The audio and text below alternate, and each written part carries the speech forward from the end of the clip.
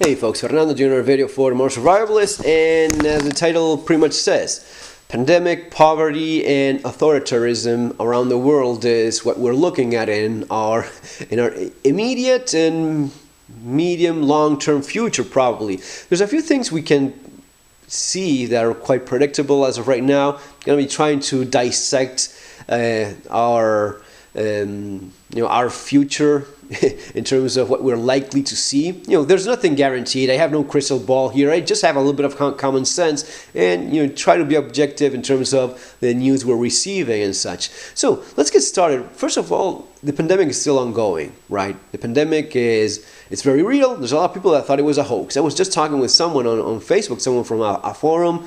Yes, I have a relative that is sick, that caught the virus, and he was pretty bad and such. These are all things that are happening. I don't know what kind of person these days can still think this was all a hoax or is all a hoax right now.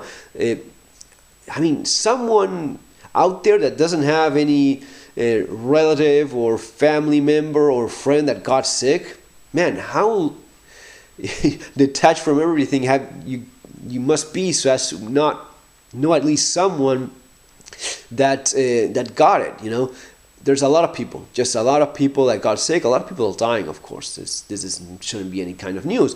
But the virus will not go away anytime soon. It's going to be here for a while, and we don't even know exactly how it works, if you can get it again, which seems to be the case. So if this is something that's going to be recurrent like every flu season, you're going to be having your normal flu season plus H1N1 plus coronavirus now. You're going to be wearing your mask every winter or whenever you're going in any public transportation or any gathering, masses of people. You're going to be wearing this kind of protective equipment that some of us are already almost getting used to. That's in terms of the virus. What's going to be happening in terms of virus is little by little lockdowns will be relaxed and measures taken so as to allow people to go out and continue with their lives. You cannot have people locked down forever. But there's also a very real chance that as soon as those things start happening, you can go out more, you can have gatherings. There's going to be people that abuse that, and there's going to be people that are more responsible. But just the amount of people that may use this so as to take this further and maybe put themselves in danger, put other people in danger in the process, that is very likely to happen. So eventually, when people are going out more, eventually a few weeks later there's likely to be another wave of happening again. Those numbers are going up again very fast. A lot of people getting infected, a lot of people dying, hospitals again unable to cope with the amount of sick people that they have. That's very likely to happen again. Usually with pandemics you have not just one, usually you have 2 or 3 waves, and it's likely to even extend itself up to the next winter. So that's kind of what we're looking at in terms of the virus. And this already gives us an idea of some of the things that we've been seeing around the world in terms of the measures taken so as to control the virus. So on one hand, you have people that think it's all a big hoax, that it doesn't exist, it's just a flu bro, all those folks. Something interesting as well, we're living in a time where it's going to be more important than ever to be objective, real, and understand the news you are being fed. Are you being fed lies, like when you were told that these things don't work and you shouldn't be buying them? Are you being manipulated so as to have an opinion that serves certain interests? How likely are you to realize that you're being manipulated? A lot of people just don't get it. A lot of people just fall for every operation in the media that there is on either side, on either side of the political divide. There's people that just swallow it, bait and hook and everything, and line and everything there is, and they just don't see it. So it's more important than ever to first of all look at where you're getting this from. What media outlet is it? Okay, is it somewhat reasonable? It's a name you've heard before. Okay, what interests does that media outlet represent? who owns that corporation, and what is it that they're usually their typical angle? Why is it, and what purpose is it trying to serve? All of these things will be more important now than ever, because we will be manipulated through the media all day long. We are already in that position, and when someone says just the flu, bro, and it's all over the news and it's all over the internet and it's repeated time and again, and you have, man, these things are not accidental. These things are intended so as to get people to think a certain way, and it's up to you to be smart enough to know when that's happening, to know when you're being tricked, when you're being fed, even when you're being fed something that you want to believe. When you're being fed, one of the things, very interesting, I don't even remember where I read it, but one of the things that Facebook does is it reinforces whatever it is you want to see. You want to believe that Trump is an asshole, you're going to be finding all the time through your searches, you're going to be finding something that irritates you and makes you believe that he's an asshole. You think the guy is a genius and the other side is horrible people and they just want to destroy everything, and you're going to be fed that. You're going to be finding on your own things that reinforce your already preconceived notions, no matter what they are. All right, so it's very hard to get actual objective information, news, as of what's going on. You think that the virus is a big hoax. When you go online, you're going to be, the coronavirus hoax, blah, blah, blah, and you're going to be getting fed this idea. You think it's the worst thing ever, and this is the second coming of Jesus, and we're all going to be dying, and no one's going to be surviving because this will be the end of mankind. You will be finding that as well. You will be finding stuff that reinforces your idea that this is the end of the world as we know it, and there's no way out of it, and that we're all doomed. You're going to be finding exactly what you want to find, and that's the way in which they get those views, those clicks, they get the engagement that they want. They want your ass sitting there for hours and hours non-stop. That's the way that is achieved. That's the way they sell the advertising. That's the way they get you to buy the crowd they want you to buy, and vote the way they want you to vote as well. You have to be smarter than that. You have to make your own mind and say, okay, am I being played here? Am I being fooled? Is this exactly what I wanted to see? Right? You have to start thinking that way. It's going to be more important now than ever.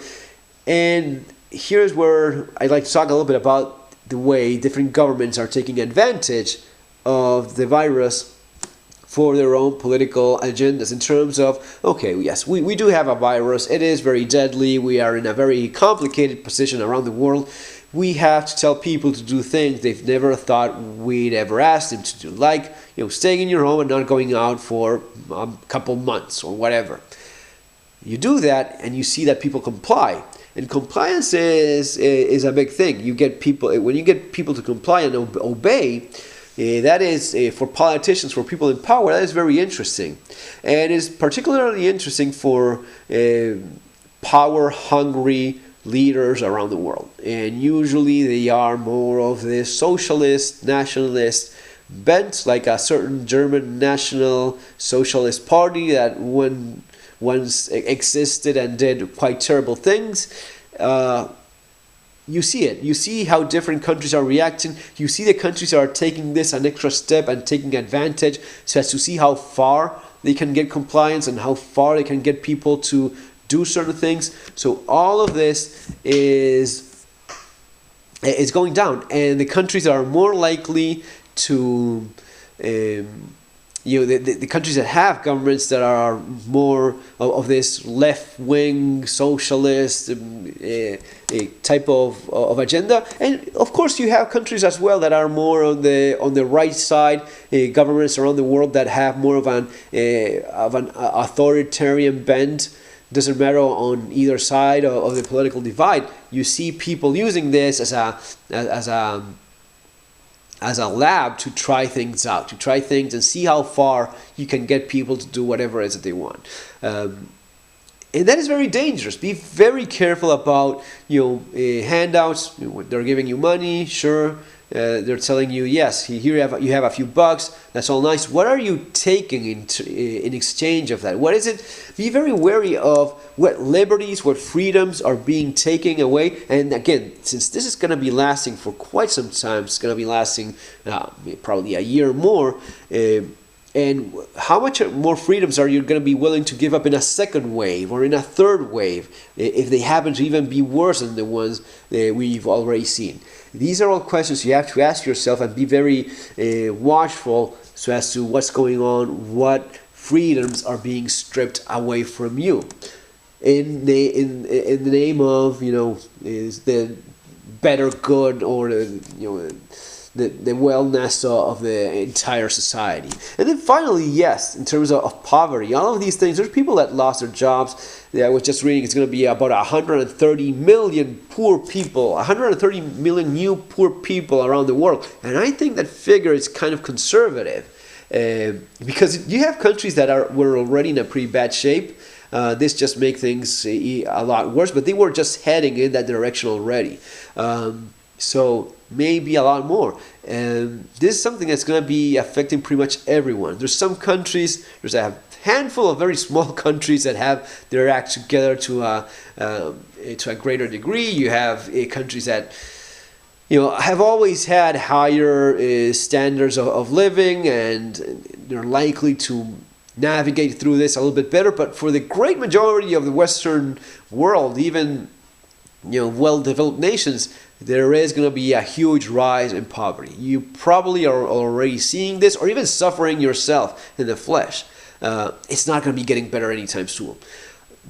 Even when they lift restrictions, people are going to be very wary of traveling. We've seen what's happening with oil. It's just, and they were fighting the Russians and the Arabs in terms of oil, but they kept on the production so as to keep the price up and whatnot. But eventually, at the end of the day, you have the guy in the gas station that's calling and saying, just don't bring me anything else. I don't have people buying it. Everyone is locked in their homes, and I'm just not selling this stuff. And the same goes for airlines. And all of a sudden, you have an overflow of oil that no one is using, and it's reservoirs are full of it, and there's no place of putting the new production. There's just and this is just a drop in the bucket in terms of what's going to be happening. There's people tourism is going to be hit very hard. Anything that's going to be large social gathering events, those sort of things are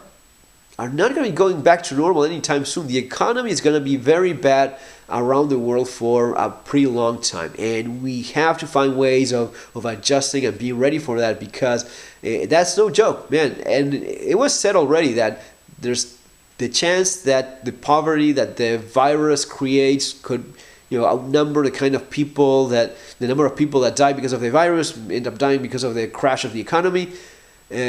Sure, it may well be. You cannot have a rampant pandemic and not do anything about it, because countries have tried that and it just didn't work. You ended up with no place for putting the corpses that you have. You can only do that so far. And when it explodes, you have to take the measures you didn't take before. And at the same time, you have to have an economy. You have to have people showing up to work and stuff moving around, people traveling, buying stuff, and getting the economy moving. But it is, it's a tough position. These are all things that are related in many ways to my channel, The Modern Survivalist. This is a channel where we do rather little, bushcrafting and outdoor sort of stuff. This is the kind of stuff I've been doing for years, a lot more. And of course, those of you that know me for some time know about my first book, which is this one, The Modern Survival Manual, Surviving the Economic Collapse, which is now selling like a respirator from 3M at a reasonable price. It's definitely something that people are buying, very interested, because of course you are going to be seeing a lot of the stuff that I explain here in the near future. And there's a bunch of stuff so as to prepare for that sort of thing that I have done countless videos here in the channel. The channel is many years old, and it's packed full of information from when I was still in Argentina and doing this type of preparedness for economic crises, for economic collapses. So, guys, if you want to learn about all of that, you have the channel, which is full of hours and hours of material regarding this type of preparedness. If you've gone through all of that already, you're looking for further information, besides my channel, there's also my books, one I just explained, March Survival Manual, also this one, Bugging Out and Relocating, and my latest one, which is Street Survival Skills, which is also available in Spanish, but English as well. There are the links so as to get it in Amazon. Folks, subscribe to the channel, follow me on Instagram, it's Fairfall308. I try to post something every day. See you on our next video. Have an awesome day.